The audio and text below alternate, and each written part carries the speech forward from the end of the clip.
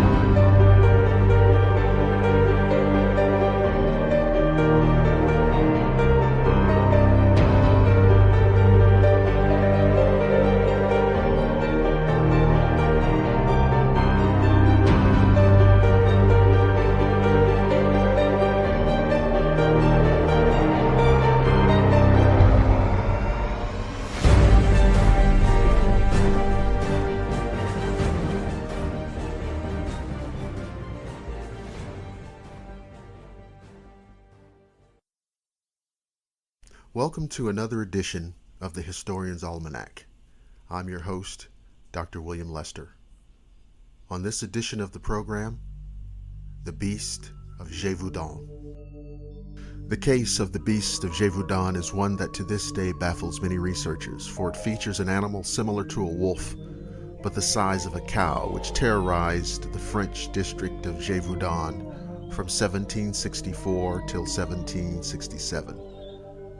The small province situated in the mountains of Margeride in mid-southern France near such towns as Langon and Mende was haunted by the horrific beast for 3 years. In the first incident, a young woman was attacked by a large wolf-like monster in Forfait des Miquois near Langon. She was one of a few people who survived the encounter with the beast. In October of that same year, 2 huntsmen approached the creature and fired at it at close range. The animal was shot 4 times, but appeared to not have suffered any physical damage. Captain Duhamel, who had nearly 60 soldiers, began to hunt for the monster, wounded it a few times, but never managed to kill it. In 1765, King Louis XV sent an experienced wolf hunter by the name of Denneval to Gévaudan so that he would kill the beast. Before Denneval tracked down the creature, a man named Chalmette had spotted the animal in the vicinity of his home, near Saint-Chelay. He and his 2 brothers shot the beast twice, but still it would not die. In June of 1765, Denneval abandoned his fruitless search. A month earlier, King Louis had sent to Gévaudan his commander of weapons transport, Antoine de Boutin. On September 21st, he had commenced his hunt in Bial Ravine near Pommier. He had killed something that he had considered to have been the famous beast. It had been an unusually big wolf, 6 feet long. The animal was on display at the Natural History Museum in Paris till the beginning of the 20th century. However, something was still killing people. In the summer of 1767, hundreds of villagers made pilgrimages to Notre-Dame de Billy Cathedral in the vicinity of Mount Chevet to pray to God for the salvation from the monster. They regarded it as divine punishment or a werewolf. One of the pilgrims was Jean Chastel, who was carrying a gun and 3 baptized bullets. On June 19, 1767, a local noble organized a great hunt attended by 300 people. Chastel lay in wait for the monster and song des Aubert. When the beast appeared, he fired the 3 bullets at it, and the monster was finally slain. In the end, what was the monster? French villagers believed that it was a kind of demon, but at the same time, English scientists concluded that it was a cross between a tiger and a hyena. Others spoke of a wolverine, a bear, even of a baboon. However, in recent times, the remains of the animal killed by Chastel were found in the magazine of the Natural History Museum in Paris. Even though at the time the beast was classified as a wolf, a zoologist named Franz Julien studied what remained of the creature and concluded it to have been a striped hyena, which normally lives in Africa. While there can be observed a specific similarity of the striped hyena to a wolf, it has a closer relation to a bear, like other hyenas. The striped hyena is also the second smallest subspecies of the family, measuring at most 130 centimeters in length and 80 centimeters in height.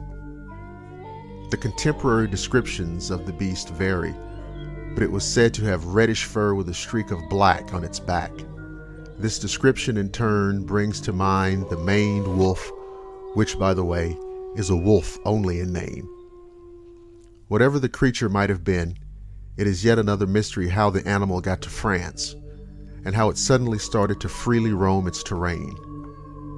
The claim that it was immune to bullets can as well be attributed to people's lack of sharpshooting skills.